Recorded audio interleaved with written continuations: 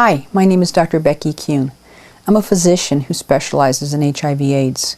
Welcome to Ending Gender Inequality, a key to stopping HIV. This video will discuss how gender inequality contributes to the spread of HIV and why ending it is a key to stopping the pandemic. We will be addressing the gender inequality that exists in both the developed and developing worlds, and by no means believe that the issues we will discuss are unique to one or the other. Women are often advised to reduce their risk of HIV by abstaining from sex until marriage, being faithful to their sexual partner, and always using a condom.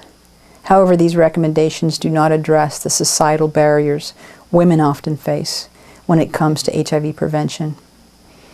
For women in many cultures, particularly in the developing world, gender inequality denies them these options and leaves them at greatly increased risk of contracting HIV.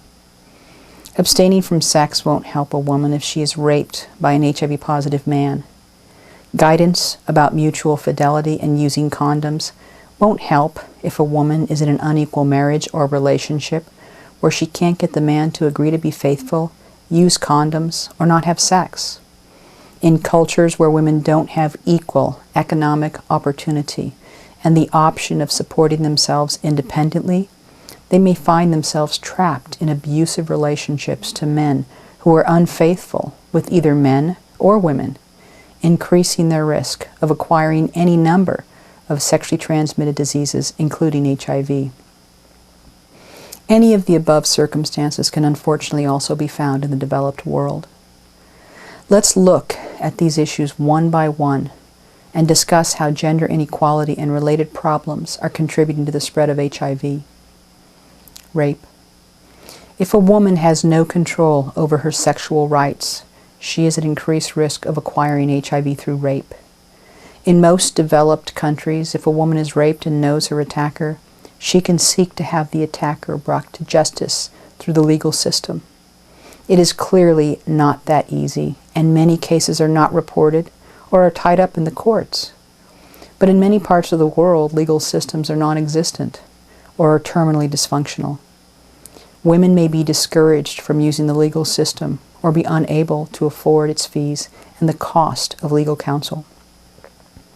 When there is no trustworthy, reliable, functioning legal system, the rule of law provides no protection, and women are placed at increased risk of having all their rights violated, increasing their risk of being raped and possibly contracting HIV. Pressure to have sex or marry for cultural reasons. In some cultures, women experience peer pressure to have sex with a man when they don't want to. An example would be a custom known as sexual cleansing. According to this custom, a woman whose husband has died is expected to have sex with a male relative to purify her. Additionally, she may be expected to marry a male relative. In either case, it is possible that one partner will expose the other to HIV if they are HIV positive. Cultural acceptance of male infidelity. There is often a double standard regarding fidelity in marriage. Women are expected to be faithful to their husbands, but men are allowed or even expected to have additional sexual partners outside of the marriage.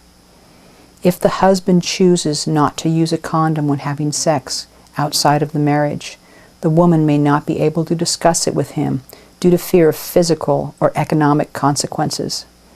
Obviously, such cultural expectations place faithful, married women at higher risk of contracting HIV. No legal definition or enforcement of marital rape. A married woman must be able to refuse sex from her husband without fear of retaliation. If a legal system does not include a statute defining marital rape, or such statutes are not effectively enforced, a woman may find herself unable to refuse sex with her husband, therefore increasing her risk of contracting HIV. Domestic abuse. In some cultures, there is an acceptance of domestic violence. A study in South Africa showed that women with violent or controlling male partners are at an increased risk of HIV infection. Unequal property rights. When a woman's husband is unfaithful, refuses to use condoms, is abusive, and insists on having sex anyway, a woman's best option to protect herself may be to separate and seek a divorce.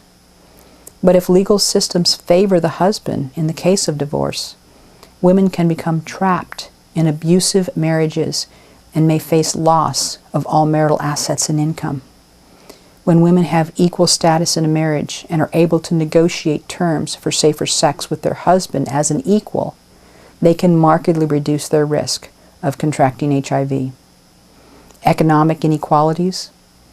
Women often experience economic inequalities. They may, out of sheer desperation, turn to commercial sex work to pay for food for themselves and their children. Commercial sex work place a woman at a greatly increased risk of contracting HIV and transmitting it to clients and to any children she may bear thereafter. Women need to be provided equal economic opportunity with men to reduce the pressure to turn to commercial sex work for survival. HIV stigma and discrimination. Women who suspect they may be HIV positive and want to seek testing may be deterred by the fear of stigma and discrimination, which are some of the most insidious contributors to the spread of HIV. Even if women have the option of getting tested, counseled, and treated, possibly saving their own life, their partner's lives, and the lives of any future children, they may choose not to do so out of fear. The spread of HIV will not be stopped until every person who wishes to be tested feels free to do so. Let's close by reviewing some of the most important lessons from this video. HIV thrives and spreads in an environment of gender inequality, stigma, and discrimination. By improving the rights and opportunities of women, both in the developed and developing worlds, we can make progress in the fight against HIV.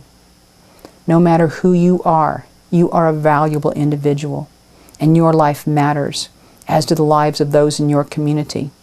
Take care of yourself and those around you. As you take a stand for women's rights and gender equality, you also take a stand against the stigma and discrimination that contribute to the spread of HIV. Thank you for your participation in the fight against HIV. This is Dr. Becky Kuhn.